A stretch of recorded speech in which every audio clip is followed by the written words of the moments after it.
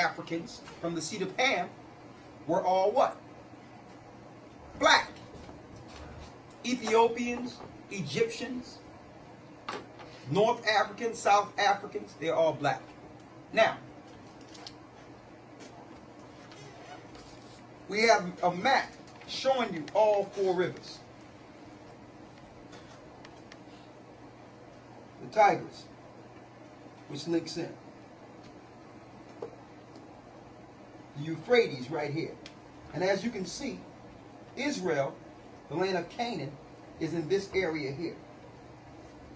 So they kind of superimposed it over here to show you the land of Canaan, where Israel inhabited when they came out of Egypt. Here's Egypt here, Mizraim, Canaan's son. Ham's son, Mizraim. This is the wilderness that the Israelites were in when they came out of Egypt, and they went up into the land of Canaan, which was originally a part of Africa, where the four rivers compass. So as you can see, the four rivers compassed in the land that the Most High would eventually put his people. This was the promised land. Why? It was the place the Lord looked upon to pull man out of in the beginning. It's the chosen land. Eastward in Eden, which is the earth. So the chosen place was right on the outside or borders or around Africa, where he pulled man from. The chosen land. The Lord made it the chosen land from the beginning because it's the place he pulled man from. Now, how did the Jewish Masoretes bring forth deception, knowing that Adam was pulled from the dust of the ground and that he was planted in Africa? Now, in order for Moses to live as a prince in an Egyptian home, he must have looked just like or had the same hue as the Egyptians. Okay? There's no way a Caucasoid passed for an Egyptian during the time that Egypt was in its power. This is how they deceived. When you go inside the Torah, follow me closely here. When you go inside the Torah, you will see a play of words in the Hebrew for those that try to look in depth. Adam's name is Adam.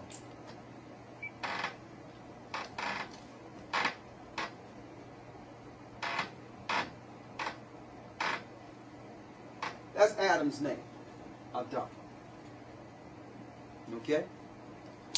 So that might not look like a big deal to you. That's Adam, right? But when the Masoretes got our records, in around the 8th century, the Jewish Masoretes, they opened the Torah, they opened our records and injected certain words. So you might think that it's just the English have been dealt with by the Roman Catholic Church. The deception is deeper.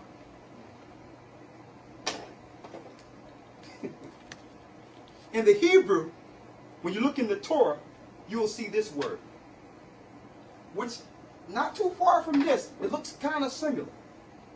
This is what you'll see in the Torah.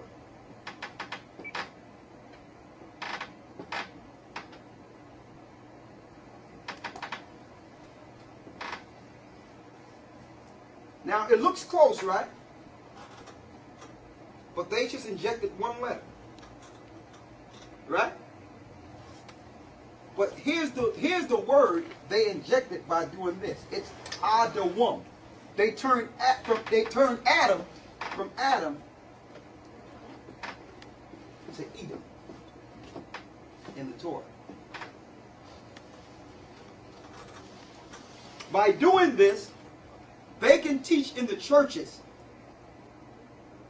that Adam was formed out of red clay. Therefore, giving full credence to the red people being the Jews today. Just with one letter. See, and that's why it's important, you brothers and sisters, you study that Hebrew and look at what the Masoretes did.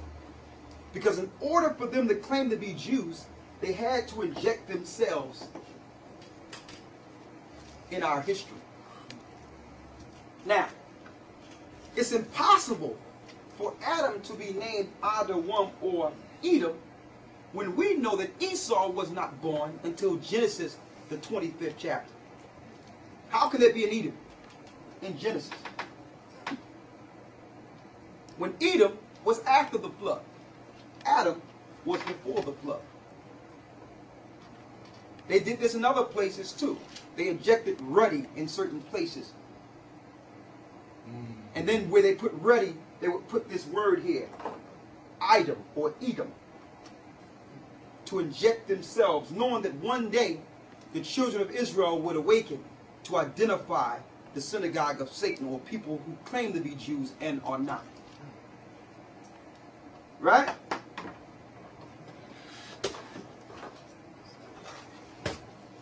Now, there's more.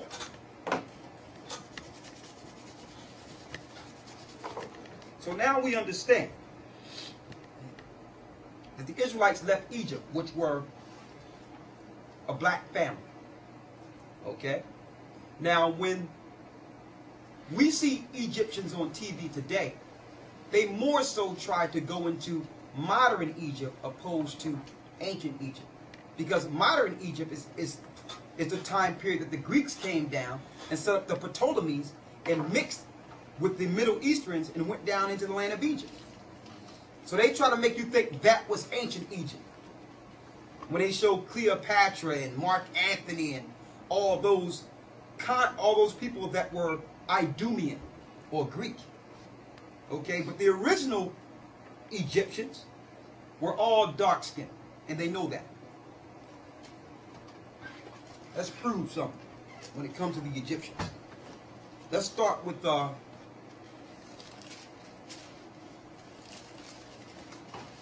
prove to you that Noah was dark just like the Egyptians. Let's go to Numbers, the 12th chapter. Noah had a sister. Her name was Miriam. Follow us in the scriptures. Moses had a sister, named Miriam. Now don't forget, we're still dealing with the rabbi here. Okay? Get him up in there. You got the rabbi? Okay. All right. Let's come on back. Let's see what's going on here. Let's get Numbers 12. Let's start at the 10th verse. With Moses' sister Miriam. Read that. Numbers 12 and 10.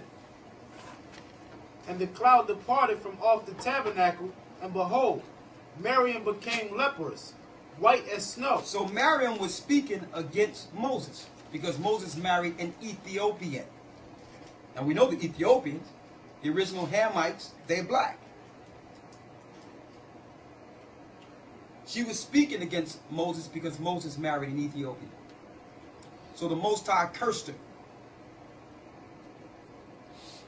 Let's see what the curse is. Read the 10th verse. And the cloud departed from off the tabernacle, and behold, Miriam became leprous, white as snow. So because she spoke against Moses, the Most High turned her white as snow. Now, if Moses and his family were already white, how could this curse have happened? Impossible. So that means she must have had hue.